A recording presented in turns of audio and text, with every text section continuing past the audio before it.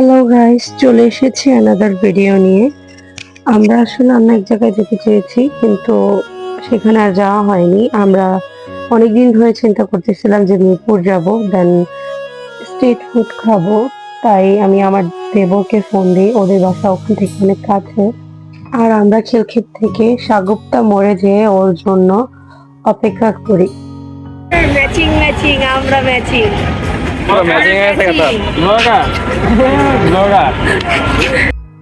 সাগরটা মোড়ে থেকে আমরা একসাথে হয়ে ওখান থেকে রিক্সা নিই, দেন আমরা ডিওচেসে চলে যাই স্ট্রিট ফুড খাওয়ার জন্য। সাগরটা মোড় থেকে কাছেই ডিওচেসের এই স্ট্রিট ফুডটা।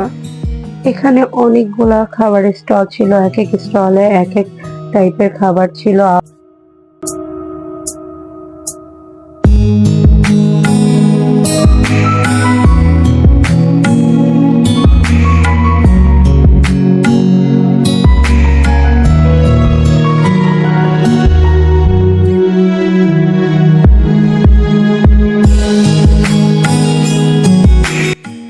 আসলে মেনু দেখতেছিলাম এখানে কি ট্রাই করা যায়। এখানে অনেক কিছু আছে, আবার বাইরে ট্রাই করবো।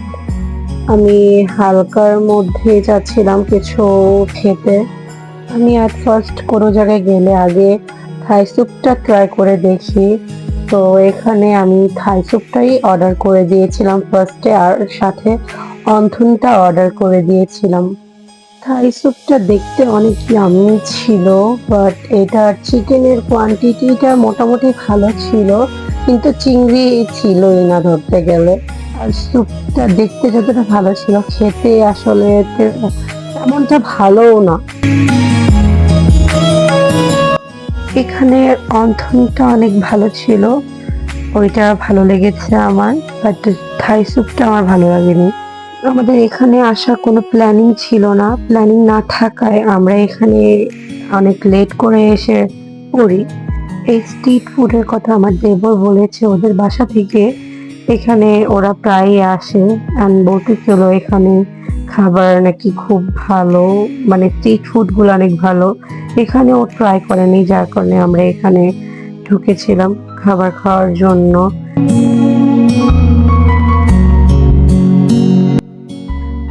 এখান থেকে আমরা ফার্স্টে যে পিৎজা দেখেছিলাম ওখানে চলে যাই পিৎজা খাওয়ার জন্য। এখানে প্রত্যেকটা স্টল ছিল অনেক ভিড়, মানুষে ভরা।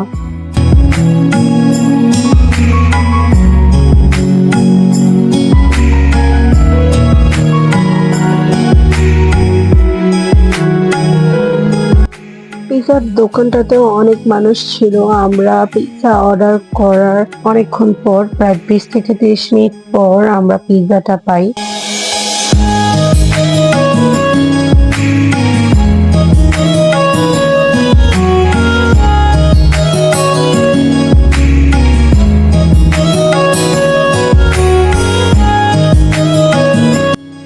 আমি বেশিরভাগ সময় চিকেন পিৎজা খেয়ে থাকি, বাট এবার আমি সসেস পিৎজাটা ট্রাই করতেছিলাম। ওনারা বলতেছিল ওনাদের রেস্টুরেন্টে সসেস এই পিৎজাটা বেস্ট হবে, দেন আমি সসেসের পিৎজাটা অর্ডার করে দিই।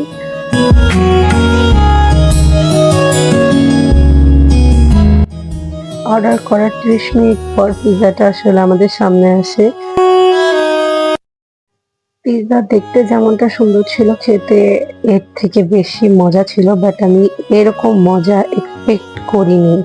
পিৎজাটা আসলেই খুবই মজা ছিল।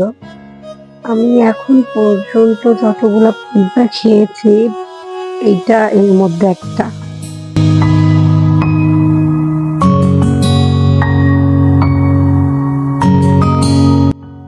দেন এখানে আমরা তিনজন মিলে পিৎজা খেয়ে নিলাম। পিৎজাটা আসলে অনেক মজা ছিল।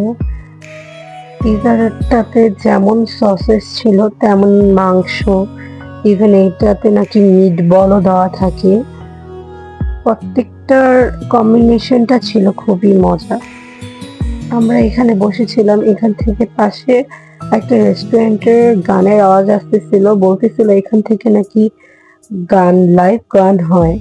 তাই ওই রেস্টুরেন্টটাতে চলে গেলাম আমরা লাইভ গান শুনতে আর হালকা পাতলা কিছু খেয়ে নিতে।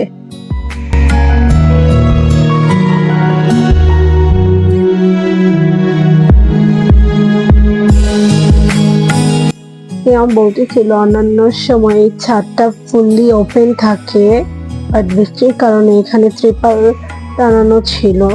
বাট ছাদটার মধ্যে প্রচুর বাতাস ছিল, আর গানগুলা খুবই ভালো লাগতেছিল গানগুলা শুনতে।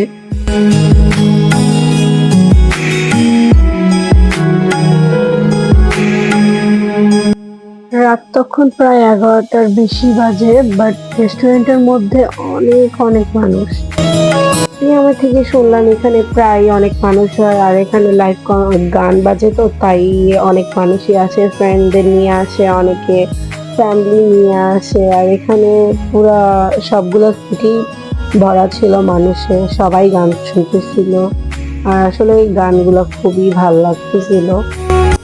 আর ওয়েদারটাও খুব ভালো ছিল, এখানে প্রচুর পরিমাণে বাতাস ছিল, যার কারণে ছাদে খুবই ভালো লাগতেছে। আর এখান থেকে ব্রিজটা দেখা যাচ্ছে, ভিউটাও অনেক সুন্দর ছিল।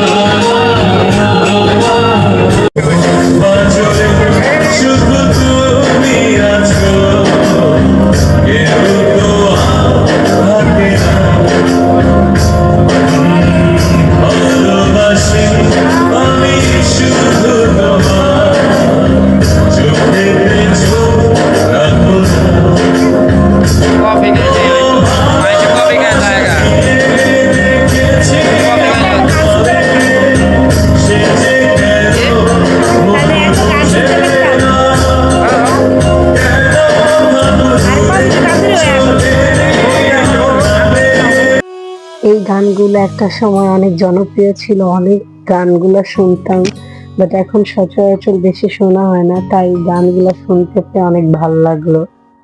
আর ভাইয়াটা আসলে অনেক সুন্দর গান গায়। আসলে এই রেস্টুরেন্টে খাওয়ার জন্য আসিনি, আসছে আসলে গান শোনার জন্য, লাইভ গান। আসলে পিৎজা খেয়ে আমাদের পেটটা ভরে গিয়েছিল, যার কারণে এখানে এসে তেমন কিছু অর্ডার দিই। চলেছে সঙ্গী হবে সুন্দরী গো, তোমায় লাগে না ভালো, চলেছে ছাদ থেকে বাইরের ভিউটা ছিল অনেক সুন্দর, নিচে অনেকগুলো স্টল এবং রেস্টুরেন্ট গুলা, ছাদ থেকে সবকিছু দেখা যাচ্ছিল পুরা।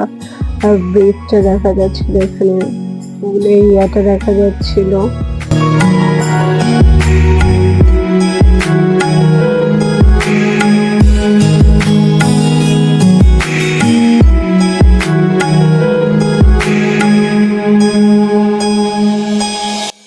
আমরা এই রেস্টুরেন্টে হালকা পাতলার মধ্যে অন্থন আর ফ্রেঞ্চ ফ্রাইটা নিয়েছিলাম, কারণ আমাদের পেট অলরেডি ভরা ছিল, যার কারণে এখানে হালকা পাতলা খাবার নিয়েছিলাম। খাবারটা ভালো ছিল রেস্টুরেন্টের, বাট আমরা ভারী কিছু ট্রাই করি, হালকা পাতলা যেগুলো ট্রাই করেছি ওইগুলাই খুব ভালো ছিল। দিশা, সিয়াম, পৃথিবীর চত্বর অনেক আড্ডা হলো, তাই না সিয়াম? অনেক খাওয়া হইলো, হ্যাঁ অনেক কিছু বেশি খেয়ে ফেলছি। অনেক বেশি খেয়াল হয়েছো? হ্যাঁ আসলে আরো সময় নিয়ে আসলে মনে হয় আরো বেশি ভালো হতো। তাই অনেক আবার ওয়েস্ট next time হতো আর বানাবো অনেক খাবার। রাত তখন 12টার বেশি। আমরা এখান থেকে বাসার উদ্দেশ্যে রওনা দিয়ে দিই আর সিয়ামকে মাঝখানে ড্রপ করে দিই। রাতের মতো ফাঁকা যদি রাস্তাগুলা হতো সব সময় তাহলে দেখি ভালো লাগতো।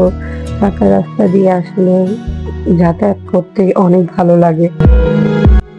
আমাদের ভিডিও যদি ভালো লেগে থাকে তাহলে আমাদের চ্যানেলটি সাবস্ক্রাইব করে লাইক কমেন্ট শেয়ার করে পাশে থাকবেন নেক্সট ভিডিওর জন্য। আল্লাহ হাফেজ।